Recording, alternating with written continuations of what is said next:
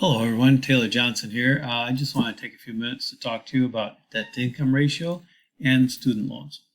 The debt-to-income ratio is a really important number that the lenders will use to determine how much you qualify for in terms of your ability to cover a mortgage. Most of them will ask for a maximum of 50% on your debt-to-income ratio. If you're using one of the assistance programs to help you with down payment, it might be as low as 45% on your debt-to-income ratio. So it's a really important number to kind of understand and figure out for you. So let's say you earn $5,000 a month before taxes. So 50% of that is $2,500. This is the maximum amount that you can put towards debt. And this is installment debt like car loans, student loans, mortgages, and also if you have outstanding credit cards, the minimum monthly payment on the credit card. All of that totaled cannot be more than $2,500. So if you have a student loan of $100 payment and a car payment of $200, these count towards that debt-income ratio, so that gives you only $2,200 that you can put towards a mortgage in order to make this 50%. Again, if you're at a 45% ratio, the number will be less than that. This number is important because it helps determine how much house you can buy. You know, roughly, well, let's say conservatively, $500 buys $100,000 of mortgage. So at this number, you can afford just a little over $400,000.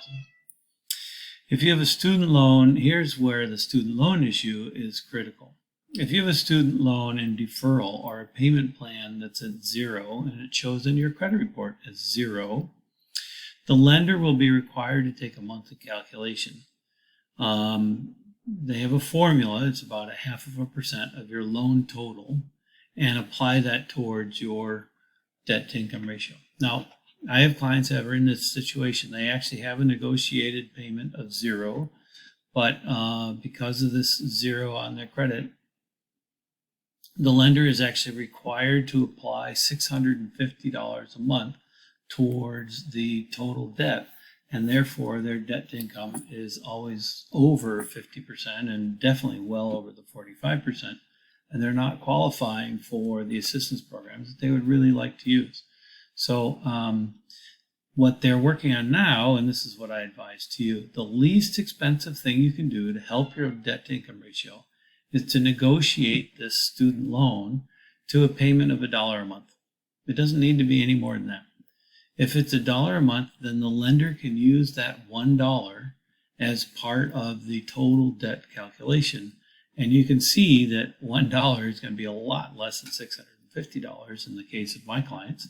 And so their debt-to-income ratio is going to fall into line.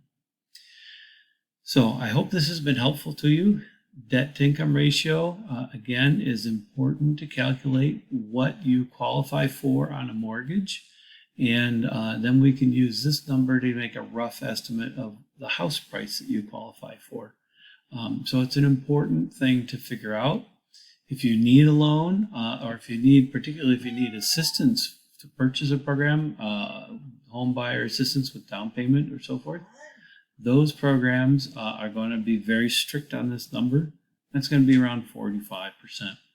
So I'm Taylor Johnson. I'm a realtor with Keller Williams Capital Properties. I'm part of the Eng Garcia Team at KW.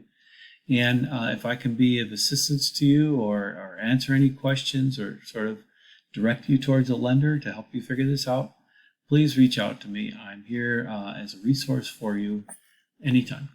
Have a great day. Thanks for watching.